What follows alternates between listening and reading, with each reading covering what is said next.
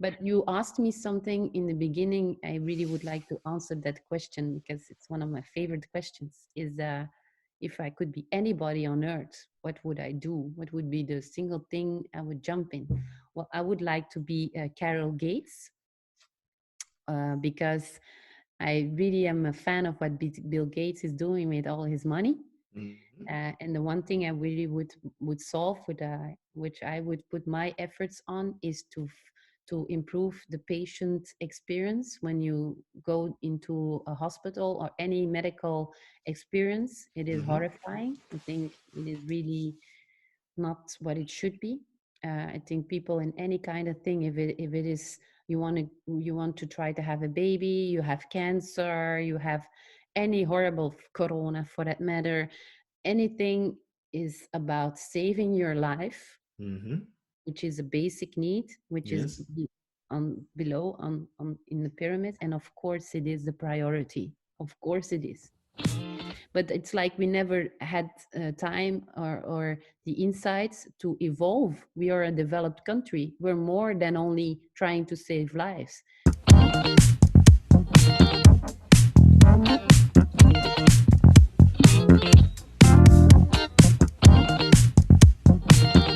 Good morning, Carol. Good morning. How are you? Pretty good considering the circumstances. Okay, now this is also my first question. I'm sure that you got that question a million times, but it's actually for you personally, as for your business, because you're the CEO, a founder of, founding partner of Duval Union Innovative Marketing. Sorry, what is the impact on your business and your customers now, with this Corona thing? Yeah, the impact is pretty high. Um, I think it is high for everybody, and depending on the business model that you have, it's worse or okay, just going quite okay. So we're just in between the worst case scenario and a moderate scenario. So we didn't lose customers, Okay. but we're not able to grow. So basically, if I put it black and white, like my t-shirt, that would be it. Okay. Not really losing customers. Okay, there is a gray zone, of course, but let's Yeah. say that we don't lose customers, but we can't get customers to onboard. And that's about the conclusion. In Yeah. reality, we do lose a little bit of our Yeah. customers and we do make new customers. So Yeah. the main issue is the growth part. Okay. But your company is offering a bridge between marketing and innovation. I mean, Yeah, what we do is it's very simple. We just make companies grow, yeah. and to grow, you have many questions, many Yeah. issues, Yeah. many innovations, some things you never tried before, Yeah. and we're kind of good at uh, making innovation work. But innovation can be an approach. It's Yeah. not always a product. Yeah. But I mean, these times are, because everybody's sitting at home, are times for self-reflection. But aren't these the times to really stand still as a company and to really, okay, how are we going to reinvent ourselves towards Yeah. the future? Because I was reading some article of you or in a newspaper regarding that some companies are now stopping or de-investing in marketing. Yeah. Of course, it's a marketeer saying that you shouldn't be stopping marketing. So I guess it's hard to believe, but I do.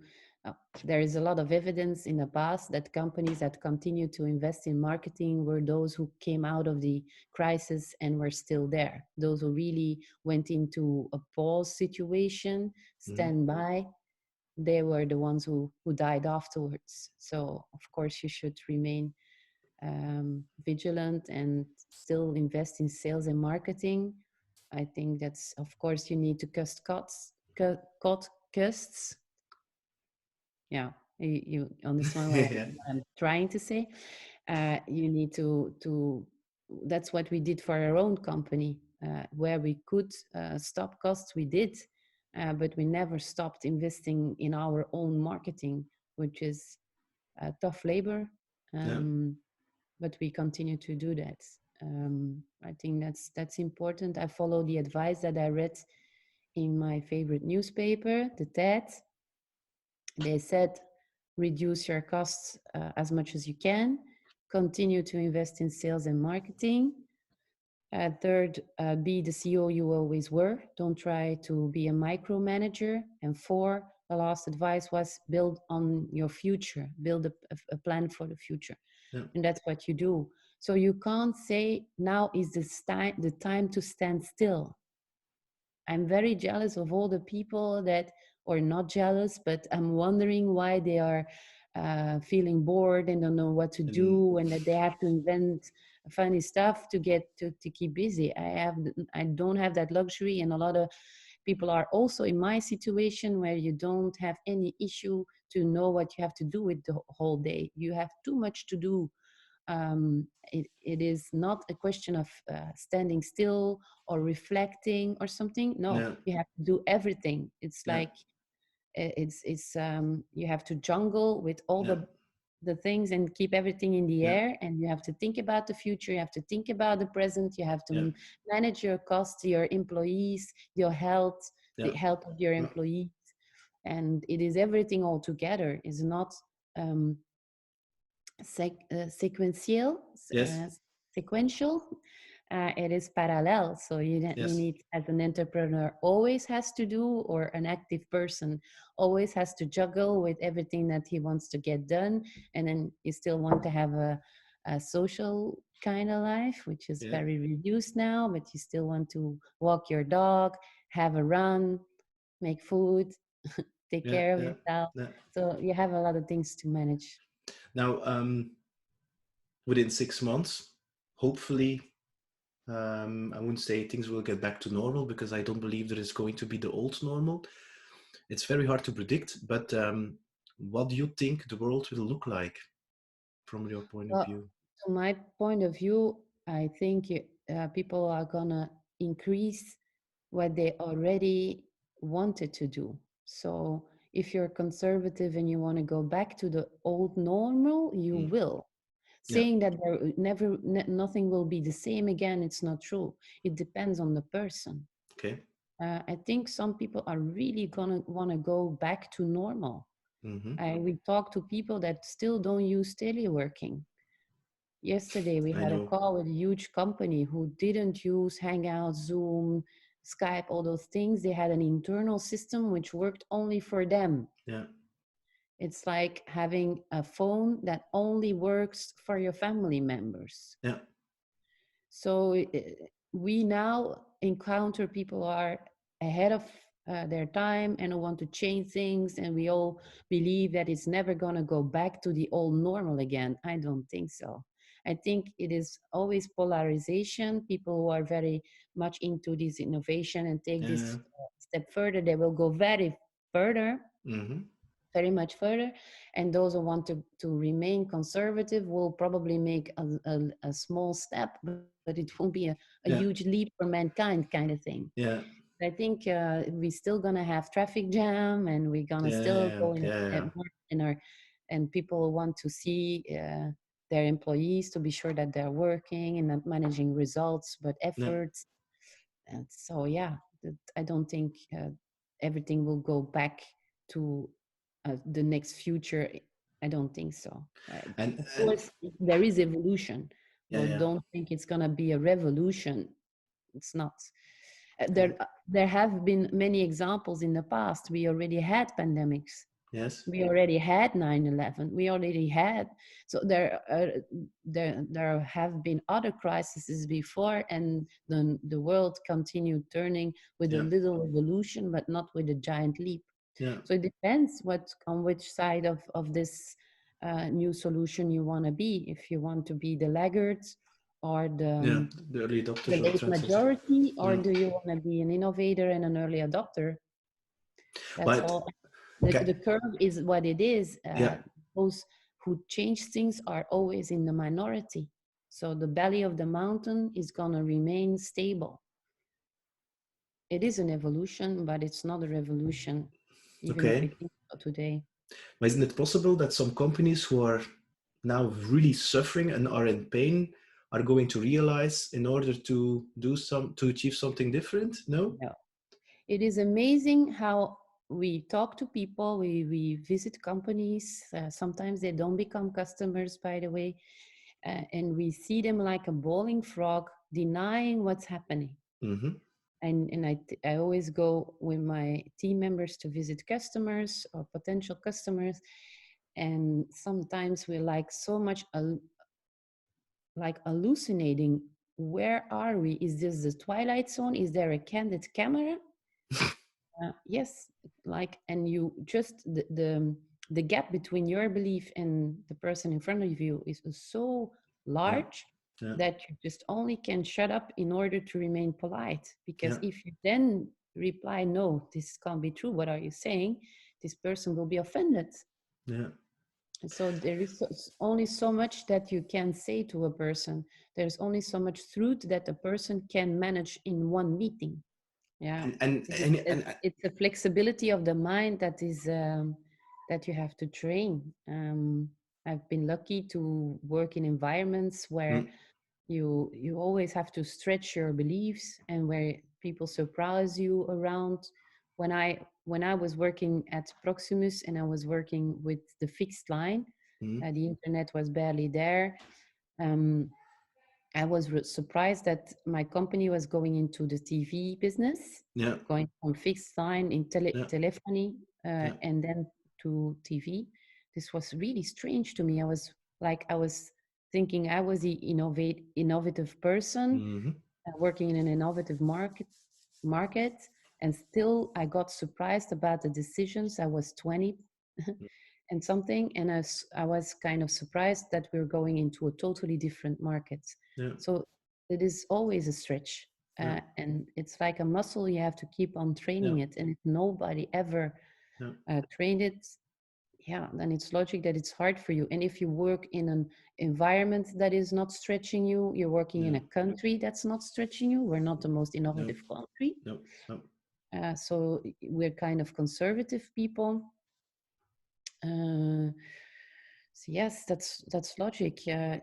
The circumstances, the context in which you have been raised. I I noticed now that my mother is 70. Mm. She has always been innovative, Okay. and today she's 70, but she still is. So it is a kind of. It's not a generation thing. It is it's a profile, Okay. and I think we are trained to become conservative because it's safer to be conservative. It is nature that makes us conservative. So it's not a handicap. It is what we should do to become, to To remain safe, survive. to survive, That's correct. to make everything we do predictable. Yeah. Because predictability makes you feel safe, Yeah. and it is safe. Yeah. Uh, But but so but that's the thing with I think Corona. Eh? Now you, we yeah, thought that we're going to predict the future because we know what today is, and we think it's tomorrow is going to be a copy of today. But suddenly there's a mirror, and we don't know. We cannot predict the future anymore because we don't know even if never we're going could. to survive tomorrow. We never could. No, Uh, that's it. No, we never can, we never could, we never will, I guess. Huh? Who knows? But, and okay, AI and Yeah. probabilities and research make you able to see better and to feel comfortable about prediction about the future. But nobody can predict the future. It's a cliche saying that No, no, the no. only way to predict the future is to build it yourself. Well, yeah, that's it. Yeah, That's it. that's it. Yeah, that is. Now you just talked about yeah, Proximus, and you actually, because I did the research, you held several marketing management positions for almost 20 years in big corporates, and then you started your own business. I mean, Mm. I've worked also for an IBM, so I know how it is to work for a big corporate, and I did Proximus, by the way. Then, I mean, what triggered you in 2013 to start your own business? Honestly, a bad boss. It's a very good reason, eh? Yeah. I was fed up with it.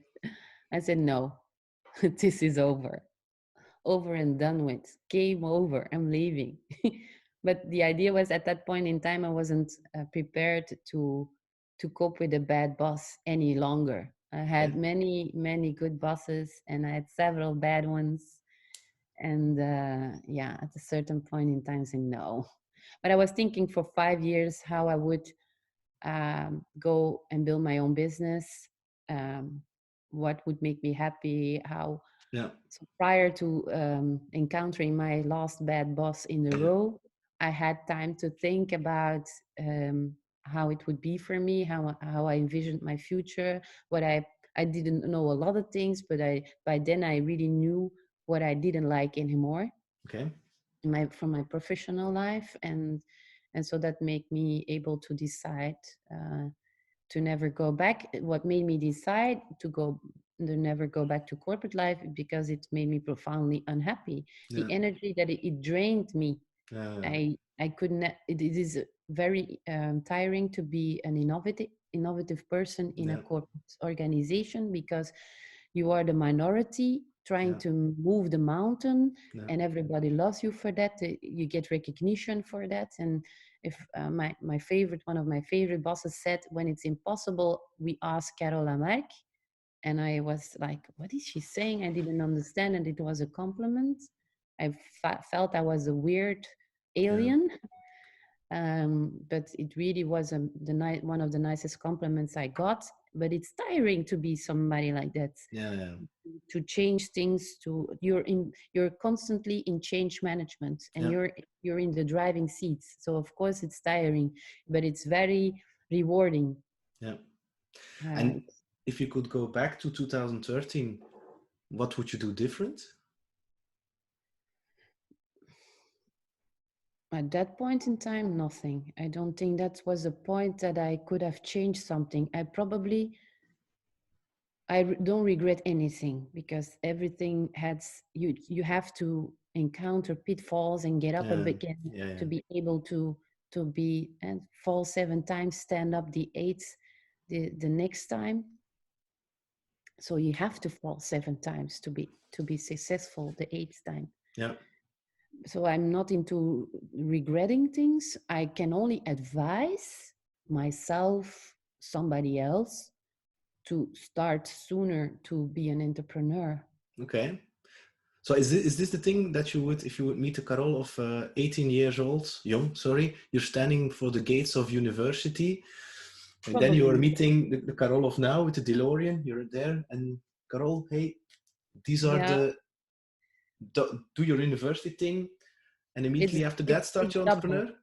because I couldn't be doing what I'm doing today Yeah, without what I got to learn from all those corporate yeah, examples. And I am who I am for half of it, thanks to all the mentorship I got, mm, all the advice from my colleagues, from customers, from the training I got, mm, Vlerik, Solvay. yeah, I could never have done that if I wasn't into corporate life. So mm-hmm, yeah, if I could get uh, born twice, I would ask one Carole to entrepreneur as from the age of 80 after school to study still, to to try to study as much as you can. I wouldn't be a school dropout. I wouldn't. Don't think it's a reason for success. Uh, and then the other Carole would go to corporate life as she did because I have no regrets, and I think I would do some things differently. Of course, I would even more go into to use mentorship as a tool, but I already did, and just would leverage it much more, yeah, yeah, yeah, yeah. build on mentorship much more than I did. And Uh, what triggered you to? Oh, the question is different. When did you know that you were a writer and start writing your first book about? I didn't, never, ever. It was not It is, like I'm a writer, I'm going to do it. no, no. It would be very funny. No, I. It's because people believe in you that you do certain stuff as well. You believe in yourself as much as you can. So people said to you, your environment, Yeah, you Carole, should I write. think you You should should write a write book. something. Yeah, I got 4 questions, 4 demands, proposal to write a book Mm-hmm. from different publishers, and then I really laughed. I really said no. I'm not a writer. that's a skill. That's something I can't. I've never been good at writing. So, but then I saw, of course, all my similar colleagues who wrote books, and I Yeah, said, yeah, "Don't be stupid. If they offer it to you, the least you can do is listen, and then you still can say, no, I'm not gonna do it. But then you're sure that you shouldn't." So I just did the interviews with the four publishers, listened to their proposal, and because of Hilde van Michelen from Lano Campus, she really believed more in me than I did in myself. And that's often has been the reason why I did things, because I look up to certain people and they say that I can do it. And it does really make me more yeah. courageous to say, if you say I can do it, then I will, yes, Great. then I can. And then there's the little voice like Pippi Yeah, Lanka, who says, I never did it before, so I must be able to do it. yeah. Great. What an inspiring story. So, and the idea for influencer marketing, where did you get that to write a book about that? Because it was at that Well, time very hot. no, but it was because I've been doing my whole career. Yeah.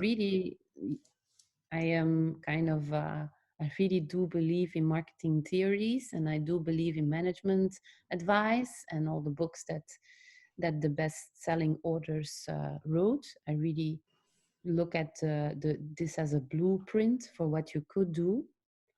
And so I've been studying ambassador marketing when in the 80s when I was at school. And so I tried always to implement it in all the marketing plans I wrote. Mm, And then at a certain point in my career, I believed it to be the way to move on, but you never mm, can prove that it is really an mm, element of success. You can't mm, analyze it. Now we have digital KPIs all over the place, but when I started my career, that was more a question of belief than a question of measurable data and results. But I just did it because I believed that was the way to do it, because of the beauty of the exercise. I yeah, think that was the way forward. So I just did those things, and then at Telenet, we launched Yellow. yeah. I got to do the go-to-market for that product, and I really thought, okay, we have some time here because the above-the-line campaigns will only start in 8 weeks. What can I do prior to that? Well, I'll try to do co-creation and Mm, influencer marketing, and it worked. And I saw it because it was really, really isolated from everything else, mm. because there wasn't anything else. We only, in that period of time, those weeks, we only could do co-creation with Okay. influencers and so on. So I really was sure that my gut feeling was confirmed by data. We did our first 6,000 customers thanks to that part of the Ah, marketing plan. So I was confident that it was really something impactful, that you could measure the results. And so I was, and then I was, it still was 7 years before the launch of the book. But okay. I was really convinced. Then when I started to be an entrepreneur, I gave trainings about marketing. Influencer marketing was one of those trainings. And so I've been talking about influencers for 4 years before the book was launched. And Mm, talking about it gave me the opportunity to meet publishers, because yeah, I was invited by a colleague who actually said, what could influencers do for publishers? Can you come and explain this? Oh yeah. yes, why not? So Bookville is an event that was organized for the publishing sector every 2 years. I met 60 publishers and to help them out. I never thought I was going to write a book again. I was really stressed out to be in front of publishers, and those are intellectual kind of people, and they're so smart and different than I. So as usual, I'm nervous. And that's why the four publishers in that kind of books came to me and said, you should write a book about it. That's how it went on. And the next book about the unfair advantage. No, I'm going to ask another question. I've read both books. The influencer marketing. Now I understand why it's such a practical book. I mean, it's not a theoretical book, but it's No, it's really a cookbook. practical. Do this, don't do this. Do you believe in 2020? You can read the book and apply the same principles? I mean, Yes. The examples perhaps Yeah, can yeah, be okay. outdated and all, but But the I framework. think the framework still works. I think about the framework every week, once at least, and I don't see any mistake yet, because it's I don't believe I invented it. Yeah, no, That's no. why it Okay. probably works. It is influence is something that will always remain. Mm-hmm. Of if Facebook will remain, or a tool Yeah, to look whatever. for Yeah. influencers, that could all die. But it's like we will always need a place to live. Will Yeah. this still be a house like we see it today? Probably not. But the need, the basic need, the underlying need will still be there. And influencing is from, if you were a hunter and you hunt, you can hunt meat, and you can Mm-hmm. hunt for meat for the family. Somebody else is good at picking berries, Yeah. fruit, and you want my fruit, and Yeah. I Yeah. want Yeah. your Yeah. meat, and I know this guy is a good hunter. I try to have a chat with him without having him killing me or something. So influencing is something that always has been there. I think even in Belgium we're very good at influence, Mm-hmm. um, at building friendships and networks. And Yeah. my boss, my American boss, said in Belgium it's very important to know the right people. Yeah. That's true. You really are here in Belgium who you know Yeah. more than who you are. Of what you know. Yeah, well, the thing is, people that know certain kind of people, like a mafia movie, but they happen to know good people. Yeah. It's, it looks like a Quentin Tarantino speech, but that's it. It you are the average of the five Five people people. you Yeah. encounter the most. So you Yeah. do, if you talk a lot about they appreciate you for who you are, and so Mm-hmm. they appreciate you for your values and your content Yeah. and your Yeah. knowledge and so on Yeah. and so on. So it's linked. Yeah. Saying it's you are who you know, it's because of who you are. Yeah. Now, I'm not a marketeer. Eh? I have a colleague of mine who's doing that, and I believe, I really see a shift, and I think the shift has already been going on for quite some years, where marketing has been shouting out some things we're the best, we're the greatest, and to a more people no longer buy what you have to offer, but really who you are, and you have to show yourself in an, I wouldn't say, and it's a really hyper authentic way, more in the real version of yourself, and it can be imperfectly perfect. Is that something that you also see in a kind of change of communication? Because I also think it's a little bit linked to the corona thing, that people no longer are going to put up with bullshit. Yeah, well, there is certainly an evolution, and the most visible part is what you see in advertising, and what you see in communication, the last step of your marketing efforts. Um, if you are a company which is purpose driven, Yeah. the Simon Sinek why Yeah. is really increasing in importance. You will see all consultants around you, the big four and Yeah. other ones, evolving to a more purpose-driven consulting companies as well. If they don't have any reason for being there, Mm, for their presence on Earth, they will lose employer engagement, and they will mm, lose. mm, I think they will firstly lose employees, and then they will lose customers. mhm. Uh, think a lot of youngsters don't want to work No. for companies we all looked up to. There is really a shift in the choices that youngsters make. They want to have, they don't go to church any longer, so they really want to earn their place on earth, and they want to feel a purpose-driven life. Yeah. Yeah. It could have been church in the past, and it could be a company and the way they spend their hours today. Yeah. You will lose your employees if you have no really purpose of existing on Earth. Yeah. And if you then make it even worse, you destroy the planet we live on, then youngsters will certainly not want to come and Yeah. work for you. I think we have a Dutch word that's really saying a purpose, zingeving, which is like a Catholic word. I've not been raised Catholic, but the good thing about religion is that it gives you a reason for living. Mm-hmm. It gives you a sense to your life. And never been I don't believe in those things, but everybody needs a purpose, a reason Yeah. for living. I always say I will not be finding a cure for a disease. Huh? I will not Mm-hmm. find a cure for corona, for instance. So, what is my reason for being on this planet? Do I have any reason to get up at 6 in the morning and to feel good about my life? That's really important for everybody.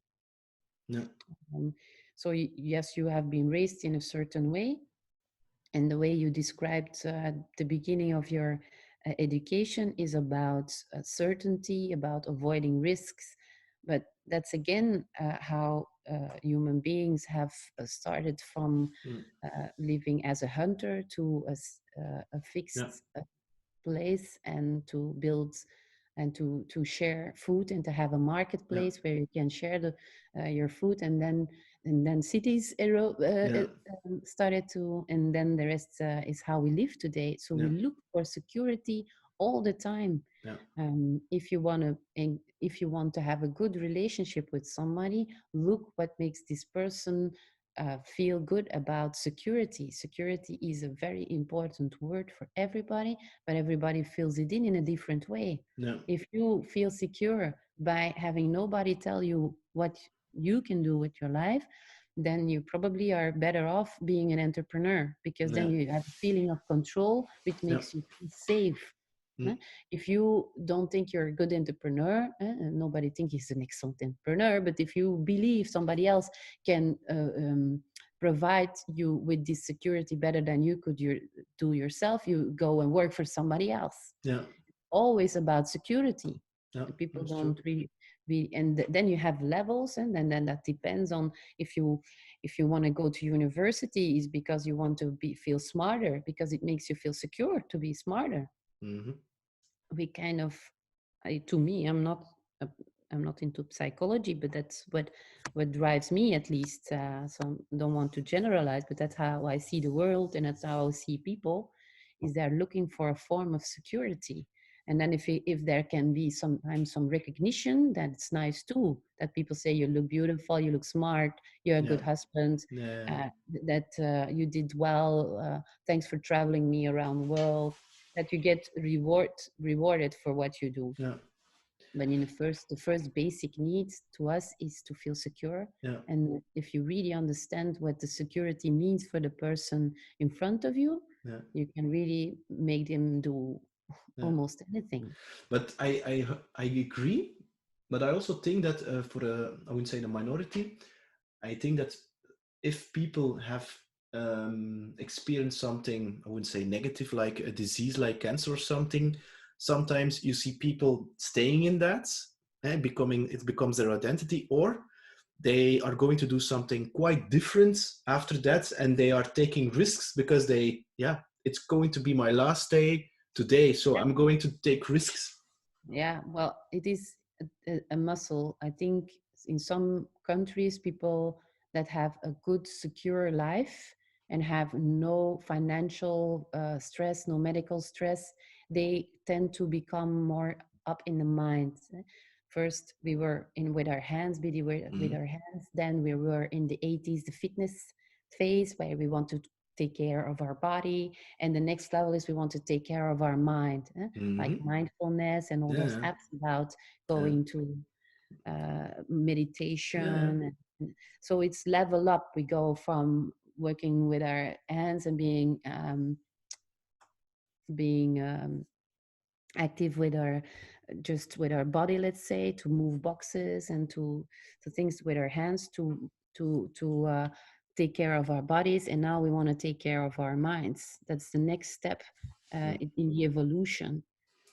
So if you were busy with your hands and perhaps busy with your muscles, and you never felt the need to reflect on your mind, then perhaps a bed in a hospital could force you to do Yeah. that, because you can't do nothing with your hands, you can't do nothing with your body. The only thing left is your mind. And then suddenly you say, well, I hate my job, I hate my husband, I hate my work, I hate my dog, I want to change it all. Yeah. Okay. And so it depends on which moment in your life you have the opportunity to think with your head only. And for some people, yeah, for some people it is a hospital. Yeah.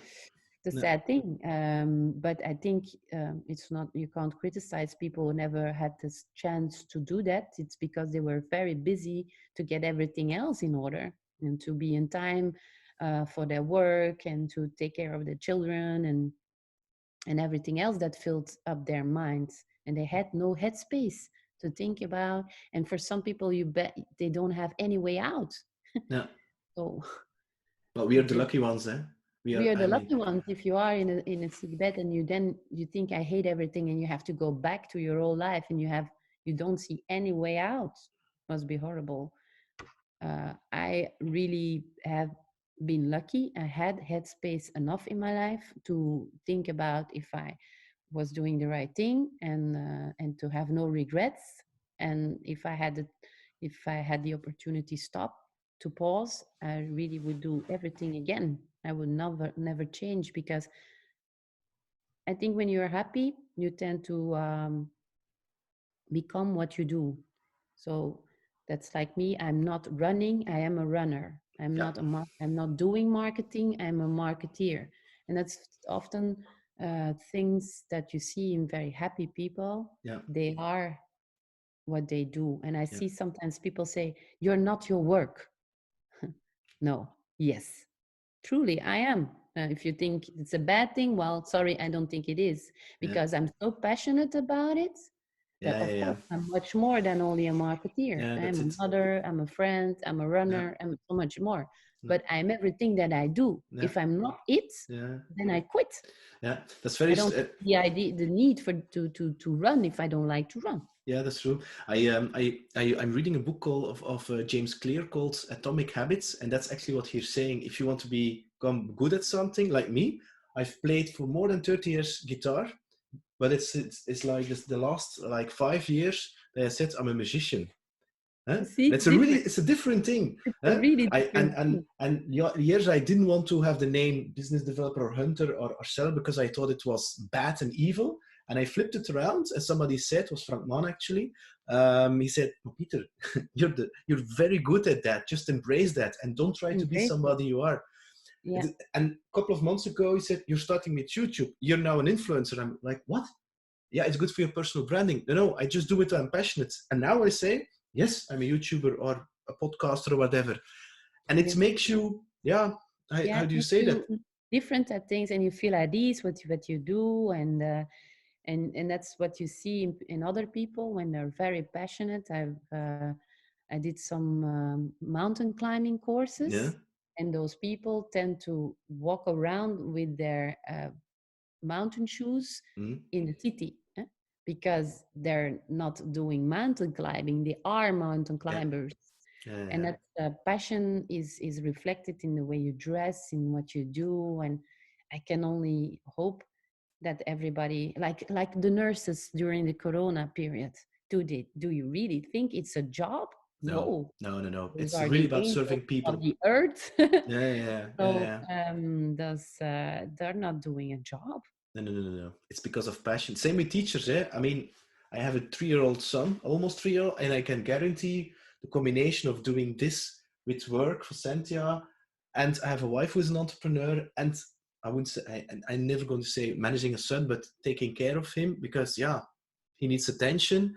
I want to be a good business person and a good podcaster and a good father. I can Yeah, guarantee, I mean, my biggest teacher in life, that's my son, because he gets me, what are you always. doing? So I have lots of respect for people taking care of children, like how do you call that, creches and the teachers, the schools. I mean, it has to be a passion, otherwise you get Yeah, crazy. passion makes you, sometimes there is a risk to it that you go too Too far. far, eh? That's really the risk, but it doesn't cost you so much energy. That It gives you energy at the end of the day. It It comes doesn't back and drain your energy. fuels you all the time. Yeah. Of course, you can go over the top with it as well, but that's also a skill that you know when to pause and to stop with your passion. Is I'm now going to link it to the Unfair Advantage book, because I really like the metaphor used about Calimero and the cheetah. Is that then your job that you would say advice to entrepreneurs, to their companies? Look at your strengths, find out really what your strengths are, your passions, maybe what you can call it, and from there on you can create your strong identity. Yeah, and don't be a Calimero, because yeah, we know what I hope for the youngsters that they know who Calimero is. Yeah, I'm not um, sure. yeah, he's like, yeah, but they are big and I'm small, things like Yeah, that, because it starts from that. It's the same thing, it's the same principle. If yeah, you say, I want to be a very innovative marketing entrepreneur, addressing the needs of the market of tomorrow, for instance, and we're going to reinvent our company, it's an identity that you have to, yeah, take on. own.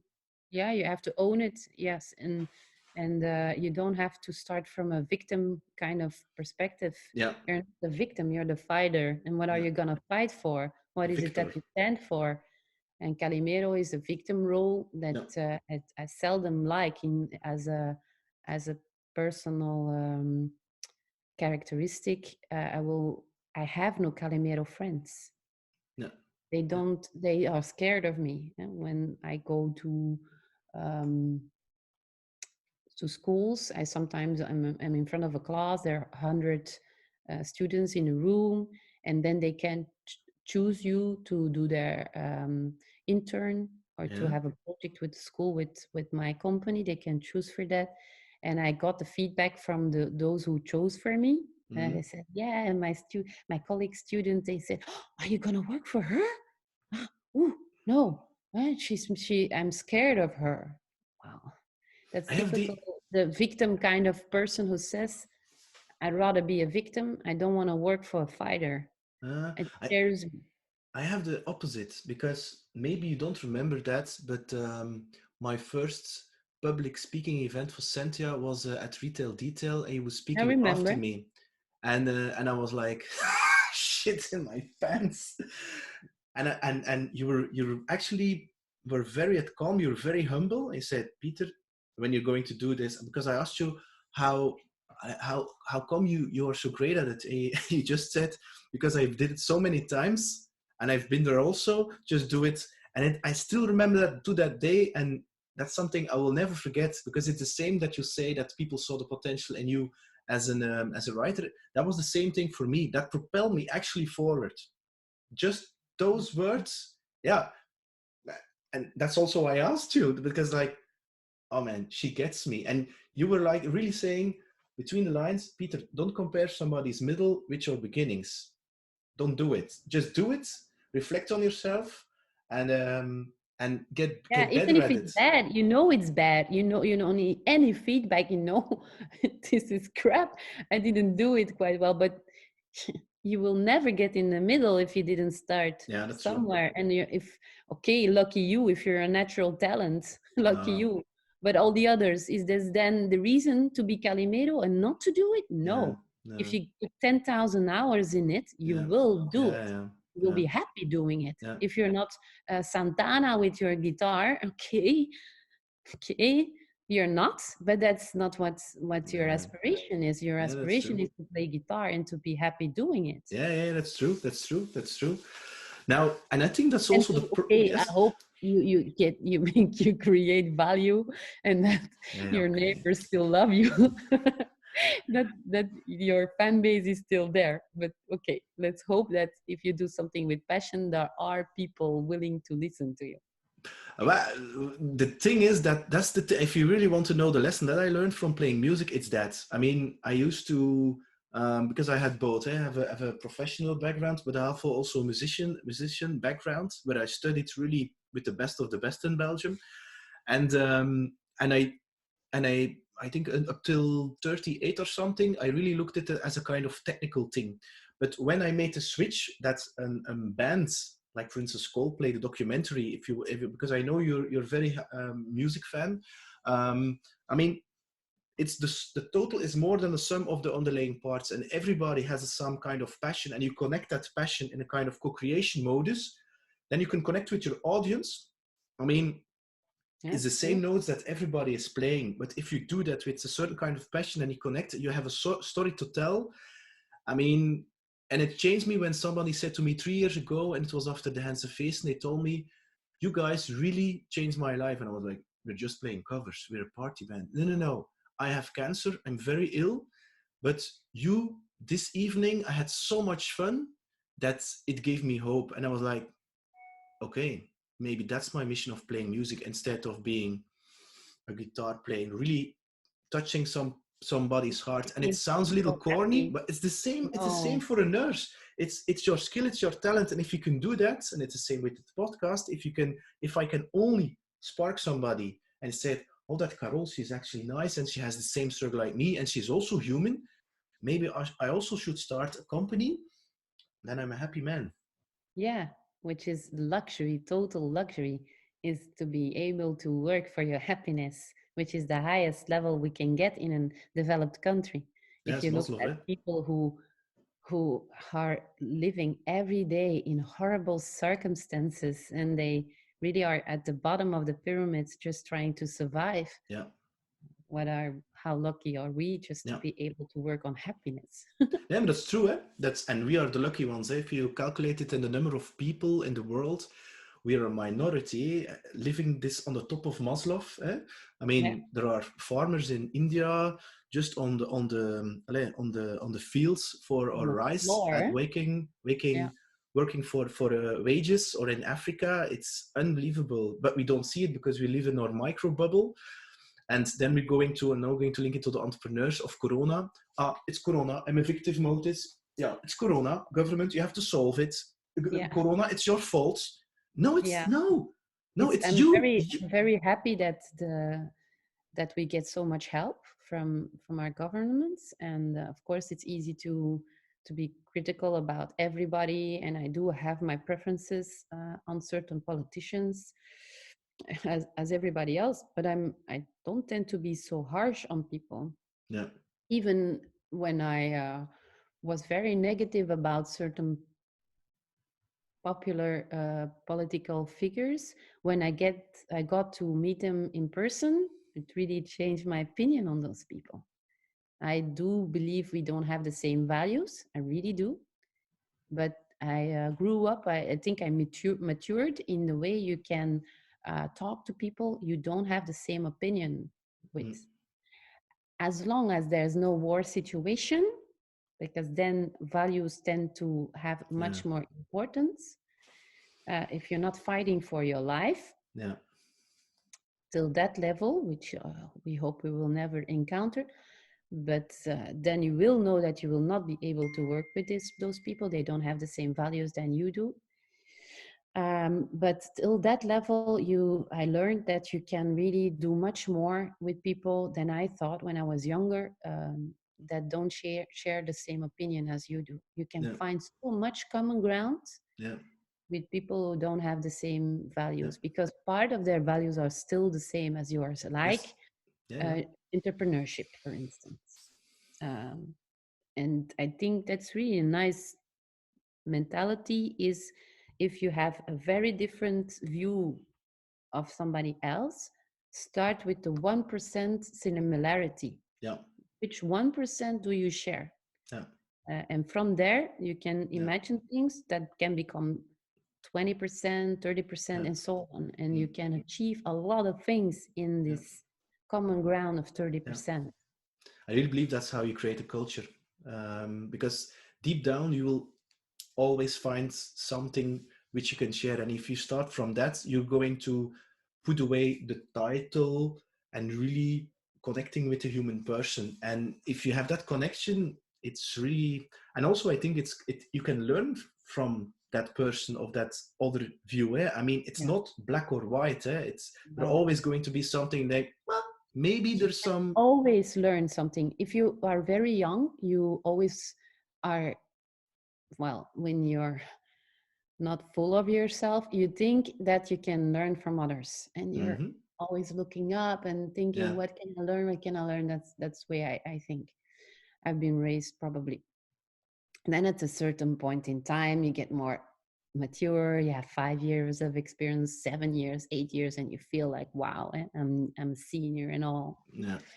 And you are very confident, which is also a nice place to be in, because it's not that funny to always be in the insecure version of yourself. So you get to become more secure, uh, and then suddenly you are like, yeah, there's so only so much you can learn when you already have 10 years of experience. Yeah. How much can you still grow? Yeah. That's what you think at that point in time. Yeah. But you notice that the mindset that I then took on is, if you are like full of yourself and you Yeah. think I'm mature and I know a lot of things Mm-hmm. by now and I Mm-hmm. work my way Mm-hmm. up and I deserve this and Yeah. all, then still the thing is, what does that person know? What is the 1% she knows that I don't? Yeah. If you are so full of yourself, Yeah. then you might think this person is not that interesting for you, Yeah. which you encounter people you feel like they think that you don't earn a minute of their Yeah. time. Well, I don't think so. Everybody knows something that Yeah. you don't. Yeah. Everybody. But that's a survival brain, eh? I mean, the survival brain thinks like this, eh? Everything that I know is good. So if somebody tells me something that I already know, it's like, oh, that's okay. And all the things that I don't know, because I have also a Dutch phrase of that, onbemind maakt onbekend. What is the other way around? Well, anyway, is that I don't know it, it's going to be bad. And that's a little bit how it works. But if you change your mindset, like, okay, I don't know it, but I'm open for it. Because I studied economics at university, I actually had to de-learn. Is that a word? De-learned a lot of Unlearn, I don't things. know. It's because it conditioned me in certain things that I thought that the business world would look like, or selling or marketing or whatever. And I was like, no, it's not true. That's the old way of doing things. And Yeah, and oh, and that's Michael the Porter ideal is, situation, yeah, which never occurs. It only occurs in laboratories, yeah, in academic yeah, surroundings. yeah, Uh, like, I have a lot of very smart youngsters, very high potentials that come and work for us, and then I invite them in a client meeting, yeah, and you have all those psychologic yeah, elements that yeah. make people decide otherwise Yeah. against every theory, and they are so surprised what reality looks like Yes, versus yes, what yes, the yes. academic in Yeah, surroundings tell you to do. yeah, But they also understand that the maturity, the time should be right. People should feel secure yeah, about this decision, that it's yeah, at least as important as the theory. yes. But That how it feels for people yeah, is yeah. as It, important, and that they don't teach you it's at school. that for me is the biggest lesson of all that I learned, is that I thought with, and maybe it's typical male left brain, and I don't want to generalize, and I'm now the other side, is that I thought business is all about, or entrepreneurship or whatever, is all about the hard skills. But I really learned, especially in selling and hunting, it's all about you and the soft It's all about skills. soft It's all the skills. rest. And all Yeah, the theory and all the thing is just a yeah, that's means, and it basic. doesn't matter. It's about connecting with other people, knowing their story, knowing what the drives, their beliefs, and so on. Yeah, what their agenda is, what drives them, what makes them happy. Yeah, Again, like I said before, what makes them feel secure. yeah, that's it. That's it. Is it status? Is it intelligence? Is Yeah, it money? Is it fame, muscles? status, whatever. Status? Yeah, Yeah, yeah, whatever. What yeah, makes you secure? yeah, It's different for everybody else, but they all seek, to my understanding, the same thing, is to feel secure. yeah. Now we're all a little bit over the Yeah. hour now. You have known lots of successes, and it doesn't come overnight, because I don't believe that. Look at Triggerfinger. It took them 10 years or 12 years to get on Studio Green Day, Brussels. 16 Yeah, years yeah, to be yeah, on a yeah, big stage. yeah. Yeah. Are there any lessons, because I'm not going to use the term mistakes, failures, that they say, this is one, the hard one Oh, that I learned? Yeah, I know yeah. there are lots.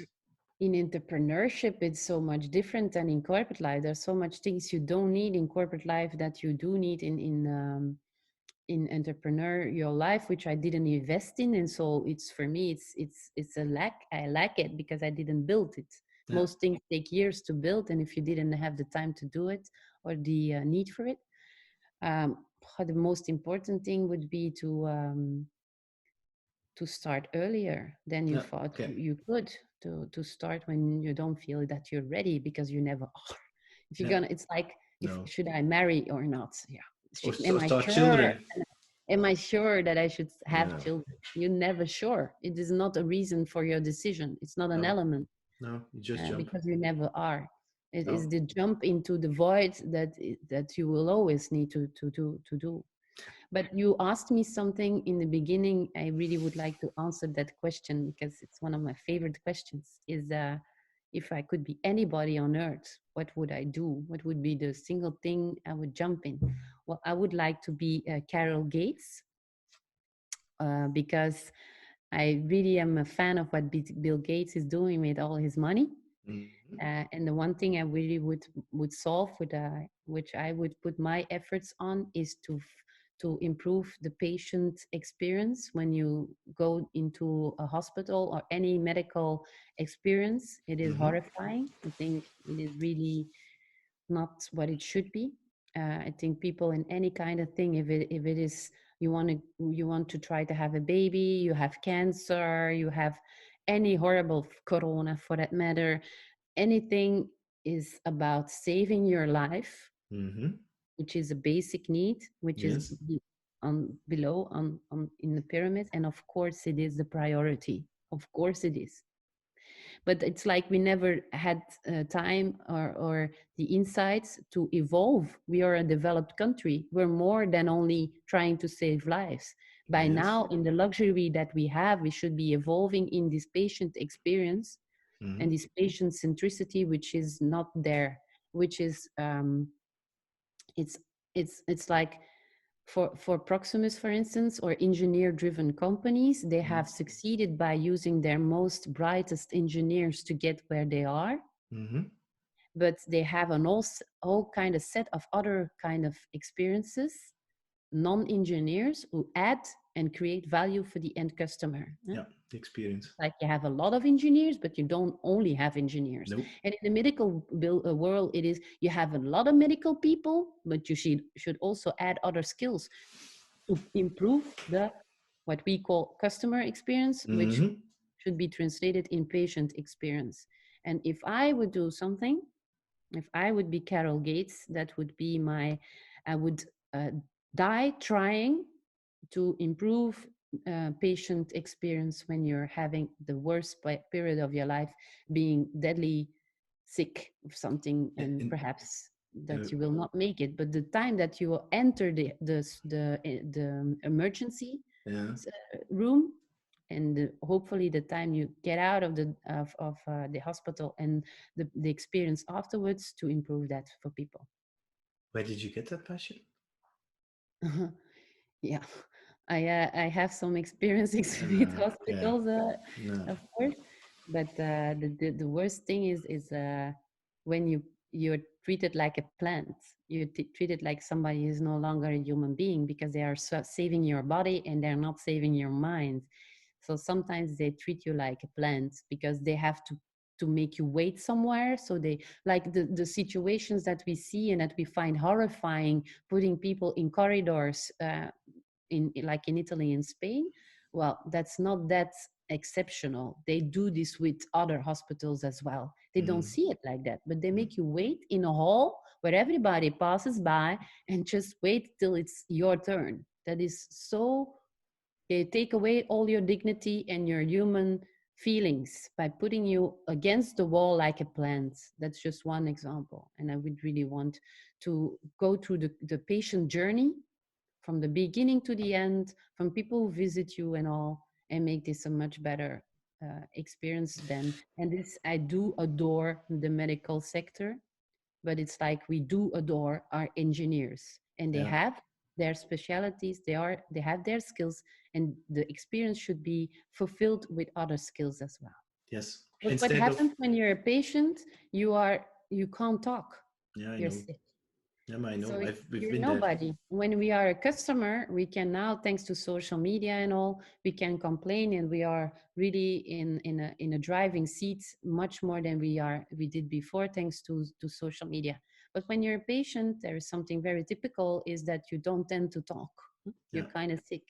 yeah. So they can do whatever they want with you. If you feel horrible laying with your bed against the wall in a corridor, you just can't even complain about it because you're not up to it.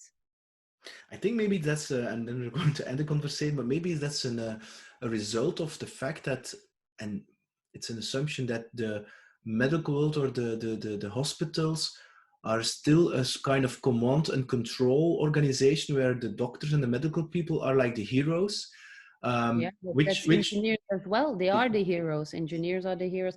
Those who build something, those who have high skills, which is the entry barrier to be like them is high because you have to study several years, and you save life for God's sake.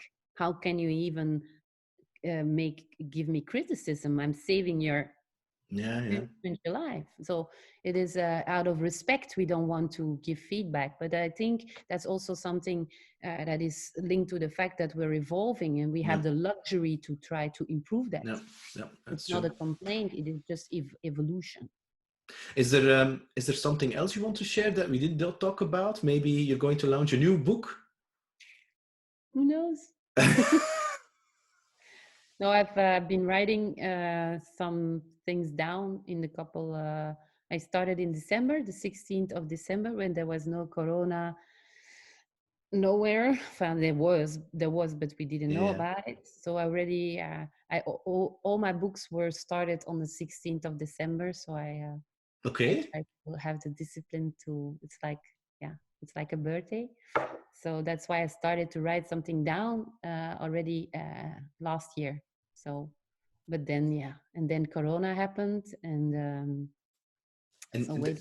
and then you said for yourself, like, I give myself 1 year to have a book, or you just let it flow? No, it's the starting point. The end point is the journey. So I have no end point for now. But I was happy to start with it just before the holiday season. It's always a good down season, down calmer period to write something down. Okay. Carole, I want to thank you for the great conversation and your passion. Thanks for the nice I really question. loved it. I had no idea what to expect, and it's actually above my Me neither. expectations. I Thank hope you you. liked it too.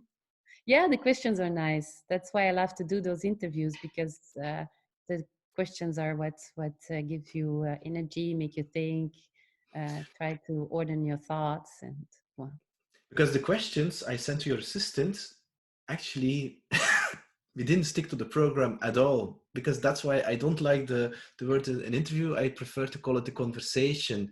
I mean, you're not yes, with the police, of course. It's the flow of it's co-creation. yes, it's nice. It's a nice experience. Thanks for that. Thanks a lot, Carol, and I wish you. I'm going to mention your where people can find you in the comments below. Okay, so Yes, thank you. Looking forward to have it online. thanks a lot. Bye. Bye bye.